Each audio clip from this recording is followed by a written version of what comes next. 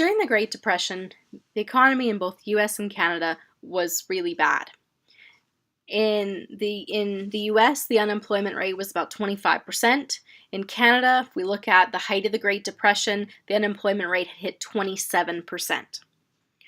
So the Great Depression, depression is 2 years of continually declining real GDP. High unemployment, declining real GDP. So we've never seen a depression since. Everything we've seen since then has been a recession. So things were really bad then, 1929 to about 1939. Well, things were really bad, and so the classical theory said the economy would fix itself.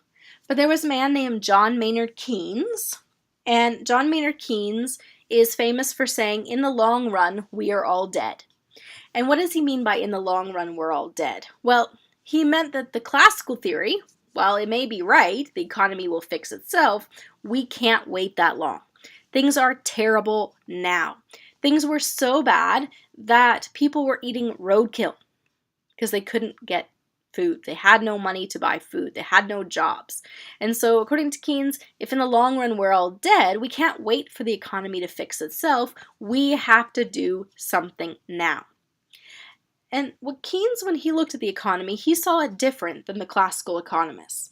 The classical economists saw it as more of a seesaw or a punching bag that would bounce back on his own.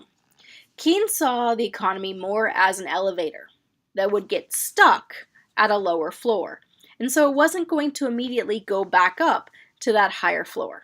It was stuck. So let's talk about why it would get stuck and how we can fix it. Well, when Keynes looked at the economy, he saw that decrease in demand, just like the classical economists saw. And that decrease in demand, when he's looking at it, here's demand, here's supply, instead of focusing on what's happening to the price, that decrease in demand makes the quantity sold go down. And if we are not selling as many items, we don't need as many workers. So we're not going to sell as much, we don't need to make as much, which means we don't need as many workers. Well, if there are less workers, then those workers who are all laid off are making less money. So there's a decrease in the overall income level in the economy.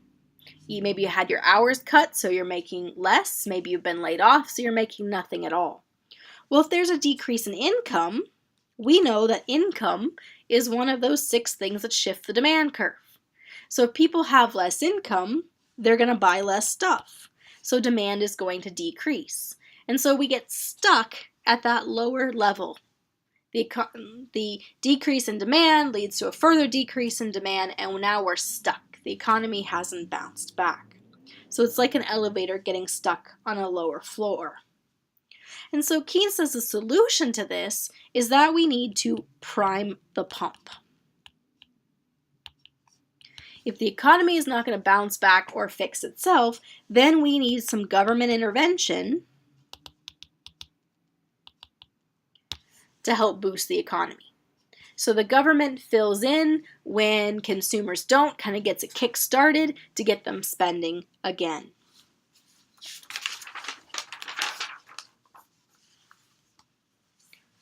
So how does this prime the pump work? Well, the way the prime the pump works is that if you get the government to spend more money, create jobs. So, for example, if we want to stimulate the economy, the government could decide to build a new hospital, to build some new roads, some new schools. This would mean an increase in government spending would create more jobs, which would put income in people's pockets. And if there's more income in people's pockets, then they're going to go out to eat more, they're going to buy more stuff, and we're going to find that demand for goods and services increase. Well, if demand increases, the quantity of goods sold increases, which means we need to make more, which means we need to hire people to make all those things that people are buying. And you can see how it moves the elevator back up to a higher floor. So the government can come in and help kind of stimulate the economy. So according to Keynes, we need the government to help fix the economy. And the reason that we need the government to step in, why the economy won't fix itself, is because wages are sticky. So the classical view saw that wages and prices were flexible. They could adjust, and that made the economy bounce back. But in the 1920s, this was a period of labor unions and monopolies. So what happened is you had a lot of manufacturing that was owned by one individual. So maybe you've heard of Andrew Carnegie or John D. Rockefeller or the Vanderbilts or J.P. Morgan. These were very, very wealthy men who owned huge, huge companies. They were monopolies. And in fact, if you ever played the game Monopoly, and you know that little iconic character, the Monopoly guy, he's what is called a robber baron. So that image is actually taken from the 20s. That is a symbol of these robber barons, those heads of those monopolies, like Rockefeller, like Carnegie, like Vanderbilt. Okay, very powerful men. Well, if you own a monopoly, there's very little competition. If you have a monopoly, there's no competition. So there's no real incentive to drop the price because your customers can't go anywhere else. And so prices weren't flexible in the 20s. At the same time, to counteract the power of the monopolies, workers united and created labor unions. Well, why would they create a labor union? You create a labor union so as a group you can negotiate your wage, your working conditions, right? Labor unions were founded to create a better work environment for workers by giving them collective bargaining. Well, this increases their power. So as labor unions become powerful, do you think they're going to agree to drop their wages? No, wages become sticky. And that's because labor unions are very reticent to have their wage lowered, right? Because once you agree to a lower wage, you never really get that back. And so labor unions didn't want their wages to fall, monopolists didn't want their prices to fall. And so what was making the classical economist view of the economy bounce back, it no longer really could bounce back with sticky wages and prices that weren't moving. And so now Keynes is arguing we need to get the government involved. Now, when we're getting the government involved, the government is going to increase its spending to create jobs. That's really the foundation here. Government increases its spending, that means more jobs, that means more demand for goods and services. Now, Keynes was very particular, though, on how this should be done. So the whole purpose of this is to help smooth out the business cycles. The government gets involved so that those recessions or depressions aren't so bad. Now, the modern Keynesian uses a combination of fiscal policy and monetary policy. Now, do you remember what is fiscal policy? That's government spending and taxes. Monetary policy is the money supply and interest rates. Okay. But John Maynard Keynes himself was very particular about what he thought the government should spend money on and how they should handle priming the pump. So the first issue that Keynes had is he did not believe in government debt. And what he's referring to here is that he thinks there should be no structural debt. So remember we talked before about the difference between cyclical debt and structural debt. Cyclical debt is debt you incur because you are spending more than you're bringing in during those recessionary periods. Structural debt is debt that's accumulated because every year, whether things are good or bad, you are spending more than you're making, so deficit spending, and it keeps adding up and adding up.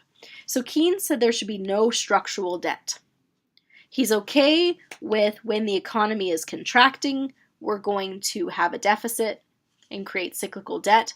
But when things are good, when the economy bounces back, that's when you go back and pay off the debt.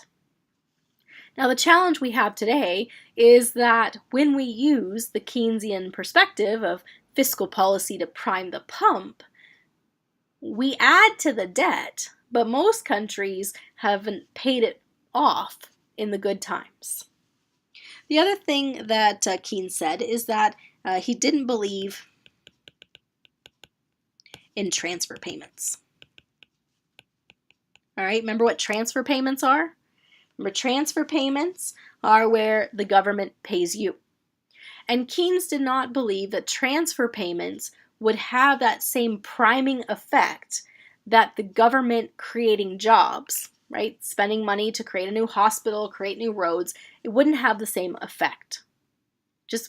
So transfer payments, that's where the government just writes you a check.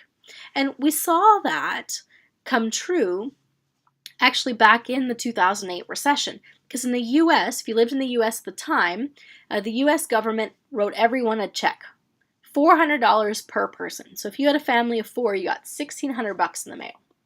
Well, the $1,600 in the mail, the idea here is if you have an extra $1,600, you should spend it, right? And if you spend it, that will mean that we now need to make, let's say you spend your $1,600 on a new TV. That means that we now need to make more TVs because we sold them all. Well, the problem is it's a one-time thing, right? We're all going to go out and spend our $1,600 this one time, but that doesn't change how many TVs are going to be sold after today. So it doesn't have a long-term multiplicative effect that the government creating jobs has. If the government creates jobs, then that means more income, then that means more long-term spending, which creates more income. So a bigger multiplier. The other thing we saw with the transfer payments that they had in the US was that people had such a huge amount of household debt at the time that even though they got a check in the mail and they spent it, they didn't spend it on new goods and services. They spent it on paying off the credit card and the other debt, paying down the debt. So they were paying for goods they already had, not new goods and services. The third thing that Keynes said was that he did not trust monetary policy. So while modern Keynesians today do use a bit of monetary policy to help stimulate the economy, John Maynard Keynes himself did not trust monetary policy. He thought bankers were corrupt. It should only be a last resort. And that was because he didn't believe it would have a direct impact on unemployment, that it would take too long for the impact to be felt. And so his focus really was on government spending to create jobs to prime the pump. And so if we look at the use of Keynesian economics today, we see under Obama and under Stephen Harper in Canada during that 2008-2009 recession, that they were very much using a Keynesian approach to fix the economy. Government spending to stimulate the economy. So perhaps you remember, if you were in Canada at the time, the Canadian Action Plan. And the Canadian Action Plan, there were signs all over Canada that this road construction was funded by the Canadian Action Plan. And the whole point of that was government spending on infrastructure to create jobs and stimulate the economy. Today, when we look at Justin Trudeau, when we look at the NDP in Alberta and what they've been doing with the recession that Alberta has been experiencing, we see very much a Keynesian approach. So government spending to create jobs, boost the income to get people spending again. Now, the Keynesian approach was very popular from the Great Depression all the way up until the 70s. Well, along came the 1970s.